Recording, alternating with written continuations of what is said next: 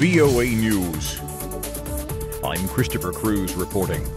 Kenya's Interior Minister says the country is safe and the situation is under control after a terrorist attack Tuesday afternoon on a hotel and shopping center in Nairobi. At least 15 people were killed, but the death toll will undoubtedly climb as police and soldiers make their way through the hotel and office complex. Correspondent Mohammed Yusuf reports for VOA News from Nairobi. Move ahead, stay low. Let's go. Stay low, move ahead. Run down, run while you're no. The attack targeted the Dusit D2 hotel and office complex. Witnesses say they heard explosions and saw armed men firing at people on site. About 2 hours after the attack, Kenyan Police Chief Joseph Boinnet emerged and spoke to reporters. We regret to inform that today at about 3 o'clock in the afternoon, a group of unknown armed assailants attacked the Dusit complex in what we suspect could be a terror attack. Security and emergency services responded quickly to the incident, and we immediately cordoned off the area, and the situation is being managed. And we have made evacuation of many persons in the complex, and the operation is still going on as we speak. Boinnet said Kenyan security agencies are in the process of securing the hotel. The Dusit D2 hotel and shops are in an upscale Nairobi neighborhood that is popular with American, European, and Indian tourists. Survivors say gunmen wandered through a cafe, gunning down people as they sat at tables. This is VOA News. The House of Commons in Great Britain on Tuesday overwhelmingly defeated Prime Minister Theresa May's Brexit plan for Britain's departure from the European Union. The vote, 432 to 202.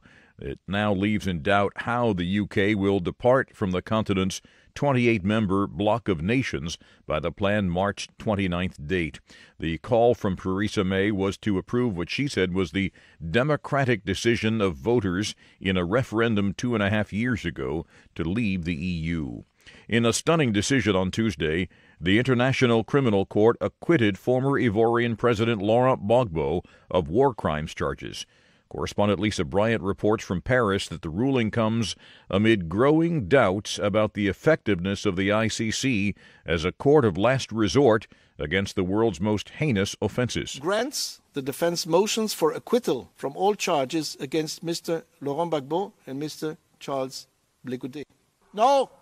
Come on! Former Ivorian leader Laurent Gbagbo looked blank as he listened to the verdict of his acquittal at the International Criminal Court. But his supporters cheering in the public gallery forced presiding judge Kuno Tarfurser to call for order. The court found ICC prosecutors had failed to prove their case against Gbagbo and fellow defendant, ex-youth minister Charles Blé Goudé.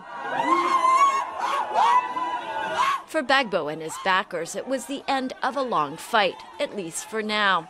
Prosecutors can appeal the court's decision. President Trump on Tuesday said a new migrant caravan leaving Honduras justifies his demand for a wall at the U.S.-Mexico border to keep them from surging into the United States. The Honduran caravan left the crime-ridden city of San Pedro Sula in the early hours Tuesday, with more migrants expected to join the caravan later in the day.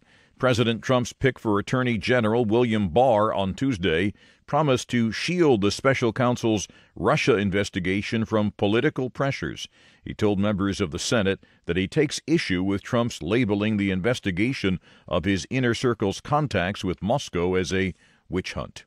President Trump is reportedly thinking about recognizing Venezuelan opposition leader Juan Guaido as the country's legitimate president, CNN citing 3 unidentified sources. Guaido is the leader of Venezuela's opposition-led Congress. Last week he said he was willing to replace socialist President Nicolas Maduro. You can find more on these and other late-breaking and developing stories from around the world, around the clock, at voanews.com and on the VOA News mobile app. I'm Christopher Cruz. VOA News.